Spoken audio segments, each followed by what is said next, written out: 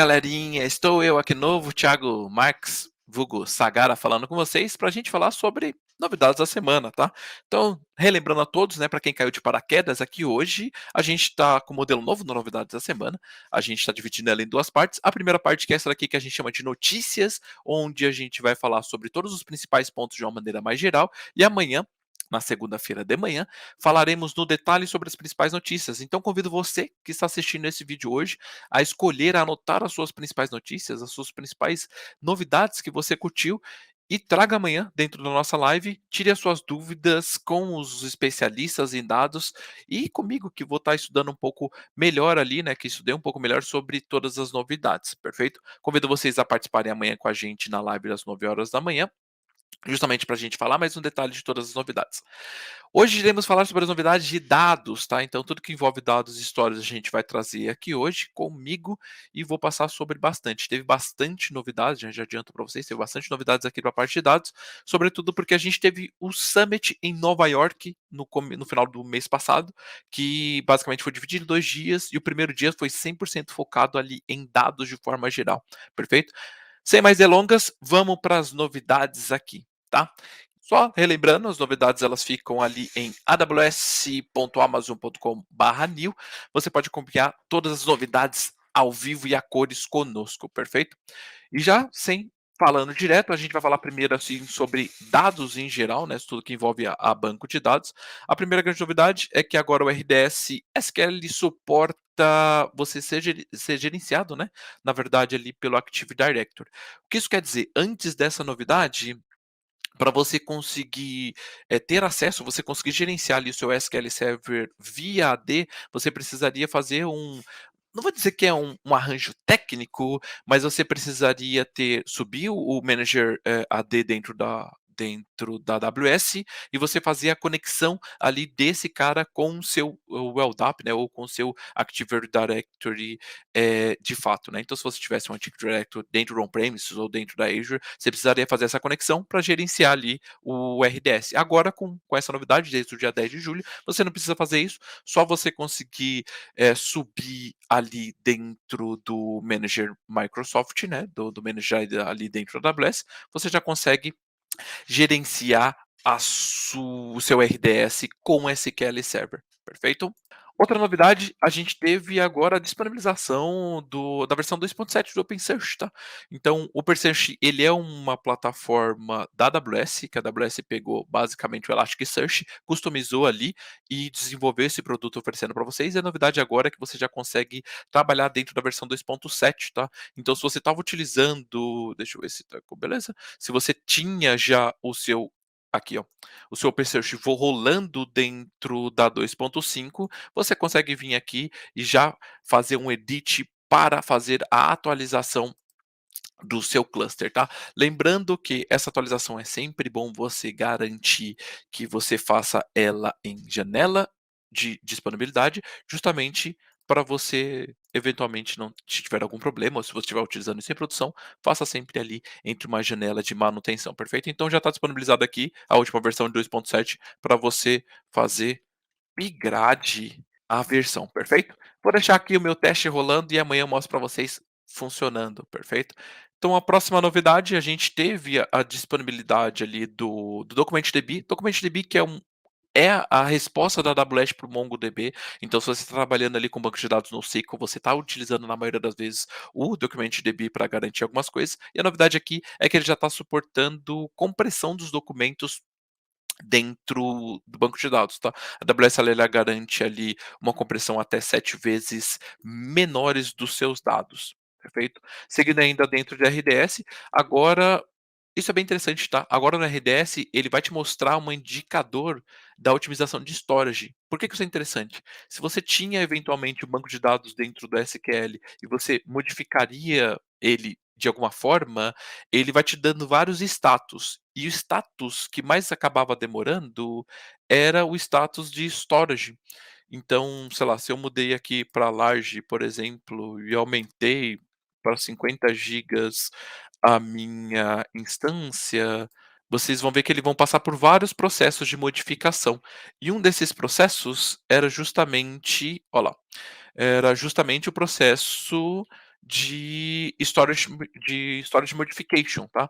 Qual que é a grande diferença agora? Ele vai mostrar essa barra dentro da sua otimização, né, dentro do modifying, no status aqui, de quanto tal de otimização. O que garante para você que você vai conseguir controlar ali, né, conseguir saber mais ou menos se está perto da finalização da modificação ou não, tá. Eu vou deixar modificando aqui e qualquer coisa a gente volta no final das novidades para mostrar essa barrinha para vocês. Seguindo a novidade de dados, a gente teve 2 novidades que saíram basicamente ali em uma colada na outra, tá, que foi a compatibilidade do Aurora 2.12 do MySQL, que é a compatibilidade com o MySQL 5.7. Então agora ele já está em GA e também a compatibilidade com o MySQL 8.0 que também já está em GA, tá. Ambas as novidades saíram ali em tempos diferentes, mas basicamente dentro do mesmo mês. Então se você está usando Aurora com MySQL, você já consegue fazer a migração tanto para a versão 5 quanto para a versão 8.28 e 5.740, já garantindo ali dentro do Aurora, tá. Explicação rápida de Aurora. O Aurora é um service da AWS que é totalmente gerenciável e é escalável, tá. Ou seja, ele consegue escalar horizontalmente. Por padrão, o RDS ele escala verticalmente, né. Então se você precisa de mais IOPS, você precisa de mais disso, você precisa aumentar o tamanho da máquina. O Aurora você consegue fazer isso de forma vertical, ele vai adicionando ali instâncias à medida do que você precisa, perfeito? Ainda falando em RDS, o SQL Server agora ele já está suportando um upgrade da versão minor ali, na versão 17 de 2019, na verdade, que é a última versão ali de 2021. Lembrando que o upgrade minor você pode habilitar ali para ele fazer automaticamente. Indicamos, na maioria das vezes não, porque a nossa visão aqui dentro da rede é, conforme você controla melhor o seu upgrade, você consegue entender melhor como a sua aplicação está funcionando. Então você habilitar o mirror upgrade ali na maioria das vezes, é bom se você tiver, sei lá, um ambiente de homologação, você habilitar isso para entender o que vai acontecer dentro de um upgrade do ambiente de produção, perfeito? Última novidade aqui para a parte de dados, a gente teve o suporte para CloudFormation ali dentro do Custom Oracle, tá? RDS Custom, só para explicar, ele é uma parte do RDS que você consegue customizar algumas coisas dentro do seu banco. Então, isso só está disponível para Oracle e SQL Server, se eu não estou enganado.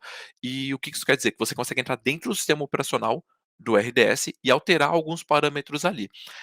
Eficiente para quem precisa disso, tá. Na maioria das vezes você não vai precisar, porque são parâmetros que são muito específicos ali dentro da sua aplicação. Mas a novidade é que agora você já consegue fazer isso via CloudFormation, perfeito?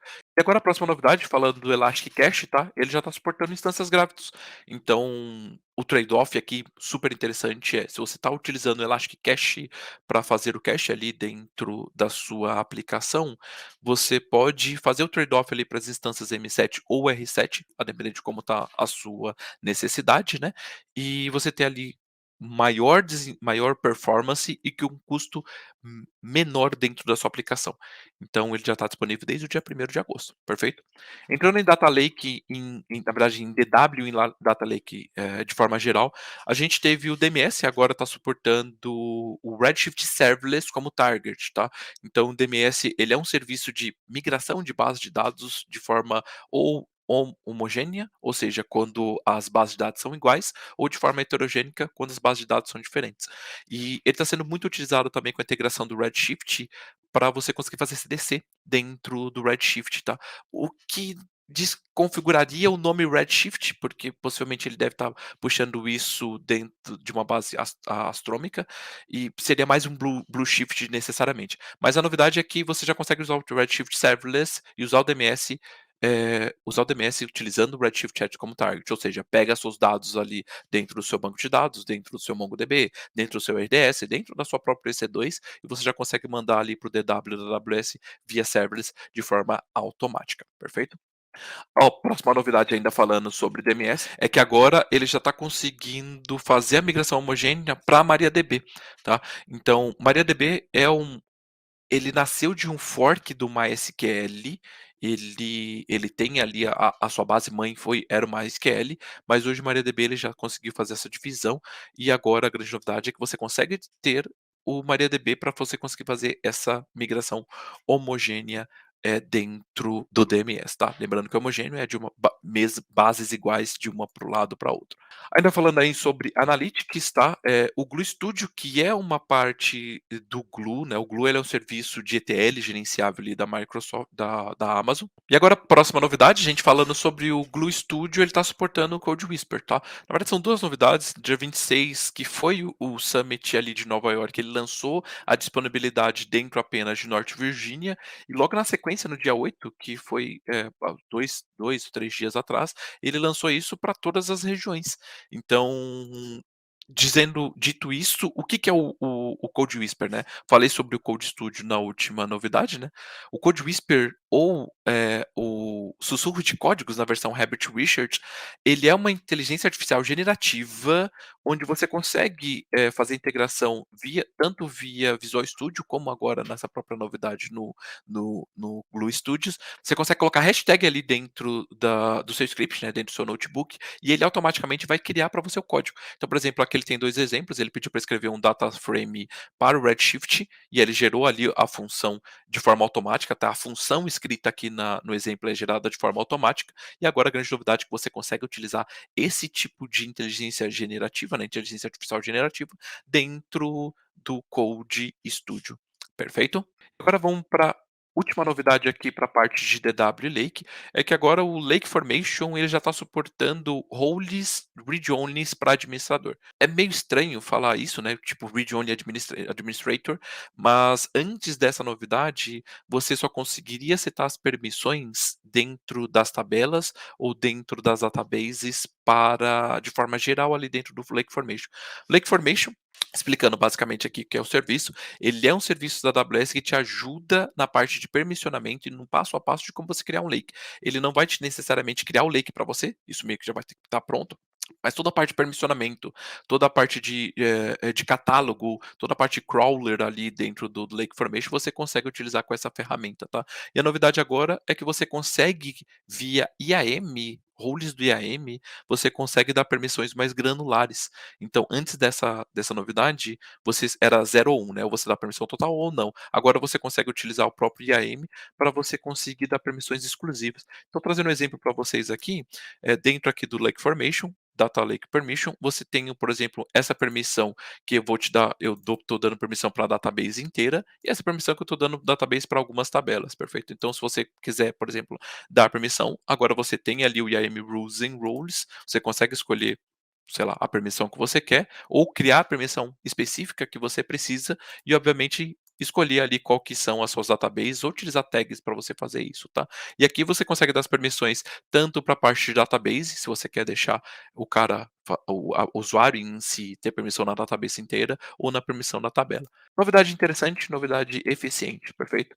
Entrando aqui na penúltima, já na parte, no segundo ato, indo para o terceiro ato das nossas notícias de novidades, agora a gente tem uma série de novidades ali na parte de processamento de dados, basicamente, tá? Então tem bastante novidades do EMAR, que saíram antes e durante ali o Summit de Nova York. E a primeira novidade é que ele tem agora novas capacidades, né, novas capabilities ali, quando você está utilizando o EMAR com o cluster dentro do EC2, tá? O EMAR é basicamente um cluster rodando Presto ali para você conseguir fazer, processamentos de forma mais automatizadas, né, de forma mais interessantes. O EMAR ele consegue fazer esses processamentos de dados para você de forma bem mais rápida, e a grande novidade aqui é que agora você vai conseguir ter um mecanismo para você subir mais rápido os EC2 utilizando o Presto ou Trino, e você consegue também ter uma redução de quão rápido esses clusters eles vão conseguir subir ou ser dimensionados ali no autoscaling do EMAR, tá? Resumidamente, essa novidade está diminuindo o tempo que o EMAR vai escalar ali os seus nodes, né, dentro do cluster, perfeito?